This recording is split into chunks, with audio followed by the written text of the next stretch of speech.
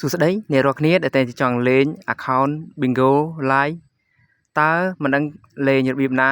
មិនដឹងបង្កើតរបៀបណាឥឡូវមកតាមដានជាមួយនឹងខ្ញុំពីរបៀបបង្កើត account Bingo Live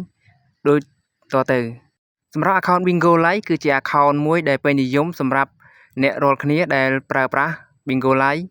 សម្រាប់កំសាន្តនិងស្វែងរកមិត្តនៅលើ Bingo Live សម្រាប់អ្នកដែលមិនធ្លាប់ប្រើ Bingo Live អាចទៅ download app នេះនៅលើ Play Store ឬក៏ App Store ដើម្បីចូលមកដើម្បីបង្កើតទាំងអស់គ្នាបន្ទាប់ពីយើងចូលមកដល់ Bingo Live គេឲ្យយើងចុចឈ្មោះជាមួយទូរស័ព្ទនិង sign in ជាមួយ Facebook និងចុចឈ្មោះជាមួយ Google តើយើងគូជ្រើសរើសមួយណាស្រេចតែចិត្តយើងចង់ជ្រើសរើសឥឡូវខ្ញុំសូមជ្រើសរើសចុចឈ្មោះជាមួយ Google ពេលនេះវាកំពុងតែ refresh ទៅហើយអ្វីត្រូវធ្វើគឺការរងចាំមកដល់ត្រង់ចំណុចនេះគឺគេឲ្យយើងជ្រើសរើសភេទប្រុសឬក៏ភេទស្រីឥឡូវខ្ញុំសូមជ្រើសរើសភេទស្រីបន្ទាប់ពីជ្រើសរើសហើយយើងចុចពាក្យបន្ទាប់នៅខាងក្រោមបន្ទាប់ពីយើងចុចពាក្យបន្ទាប់នៅខាងក្រោមវាចេញកន្លែងថ្ងៃខែឆ្នាំកំណើតឲ្យយើងដាក់យើងចង់ដាក់ថ្ងៃណាក៏បានខែណាក៏បានឥឡូវខ្ញុំសូមដាក់ឆ្នាំគឺឆ្នាំ2000គាត់សម្រាប់ថ្ងៃគឺខ្ញុំដាក់ថ្ងៃទី31ហើយខែមករា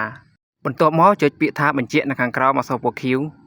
រួចវាលោតមកចំណុចនេះយើងចុចពាក្យថាបន្ទាប់មកដល់ត្រង់ចំណុចនេះគឺយើងត្រូវសរសេរឈ្មោះបំពេញឈ្មោះយើងសរសេរឈ្មោះអីក៏បានតែយើងចង់សរសេរឈ្មោះដែលយើងពេញចិត្តវាឲ្យ16តួអក្សរយើងអាចសរសេរបាន16តួអក្សរឈ្មោះរបស់យើង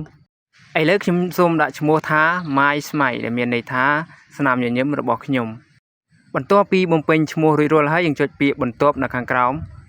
មកដល់កន្លែងនេះគេឲ្យយើងថតរូបថតឬក៏បង្ហោះរូបថតខ្លួនឯងមួយឬក៏2 3តាមដែលយើងចង់បង្ហោះឥឡូវចូលមកដល់ត្រង់ចំណុចនេះយើងចុចខណៈពេលកំពុងប្រើកម្មវិធីយើងចុចខាងលើបង្អស់បន្ទាប់មកទៀតគឺវាលោតចូលដល់ចំណុចនេះគេឲ្យយើងចុចពាក្យអនុញ្ញាតខាងលើបន្ទាប់មកគឺយើងចុចកន្លែងសញ្ញាបូកដើម្បីចូលទៅថតរូបឬក៏ជ្រើសរើសរូបដើម្បីមកបំពេញបន្ទាប់មកគេឲ្យយើងជ្រើសរើសអាល់ប៊ុមឬក៏ថតរូបឥឡូវខ្ញុំជ្រើសរើសអាល់ប៊ុមកន្លែងនេះគឺមានជម្រើស2សម្រាប់ឲ្យយើងជ្រើសរើសឥឡូវខ្ញុំជ្រើសរើសរូបថតនៅខាងឆ្វេងដៃបន្ទាប់ពីខ្ញុំជ្រើសរើសហើយវាលោតចូលមកអាល់ប៊ុមជាច្រើននៅក្នុងនឹងជ្រើសរើសរូបដែលយើងចង់ដាក់ឥឡូវខ្ញុំសូមជ្រើសរើសរូបមួយដែលជារូបគំនូរ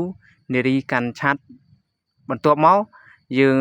កែសម្រួលវាបន្ទាប់មកចុចរក្សាទុកបន្ទាប់ពីយើងចុចរួចរាល់ហើយគឺវាលោតមកដល់ត្រង់នេះគឺយើងចុចពាក្យបន្ទាប់ដើម្បីចូលទៅមុខទៀតកន្លែងនេះគឺគេឲ្យជ្រើសរើសកម្ពស់តែយើងមានកម្ពស់ប៉ុន្មានឥឡូវខ្ញុំសូមជ្រើសរើសកម្ពស់165សង់ទីម៉ែត្របន្ទាប់ពីយើងជ្រើសរើសកន្លែងកម្ពស់នឹងរួចរាល់ហើយយើងចុចពាក្យបន្ទាប់នៅខាងក្រោមចំណុចនេះគឺគេឲ្យជ្រើសរើសគីឡូតែយើងមានគីឡូប៉ុន្មានយើងដាក់គីឡូប៉ុណ្ណឹងមកខ្ញុំជ្រើសរើស50បន្ទាប់មកគេឲ្យដាក់ព័ត៌មានបន្ថែមពីខ្លួនយើងខាងក្រោមគេដាក់ថាគោលដៅនៃការណាត់ជួបបន្ទាប់មកគេដាក់ថាបង្កើតមិត្តថ្មីបន្ទាប់មកគេដាក់ថាកំពុងធ្វើហើយខាងក្រោមនេះវាមានច្រើនយើងចង់ជ្រើសរើសដាក់អ្វីក៏បានឥឡូវខ្ញុំសូមជ្រើសរើសក្មេងស្រីគួរឲ្យអស់សំណើចបន្ទាប់ពីយើងជ្រើសរើសហើយយើងចុចពាក្យបន្ទាប់នៅខាងក្រោមបន្ទាប់មកលោតមកតម្រង់បែបនេះយើងមើលកន្លែងគេដាក់ថាខ្ញុំនៅខាងស្ដាំដៃដើម្បីពិនិត្យមើលថាតើ account របស់យើងបង្កើតបានជោគជ័យដែរឬអត់ឥឡូវឃើញថា account របស់ខ្ញុំបានបង្កើតជោគជ័យហើយកំពុងតាមដាន10នាក់អ្នកគាំទ្រ4នាក់ឃើញថាគ្រាន់តែយើងបង្កើតភ្លាមមានអ្នកតាមដាននិងគាំទ្រចំនួន4នាក់និង10នាក់អ្វីដែលខ្ញុំមកចែករំលែកគឺមានតែប៉ុណ្្នឹងទេសម្រាប់ការបង្កើត account Bingo កុំភ្លេចជួយចុច like និង subscribe បើពេញចិត្តអរគុណនិងសូមជម្រាបលា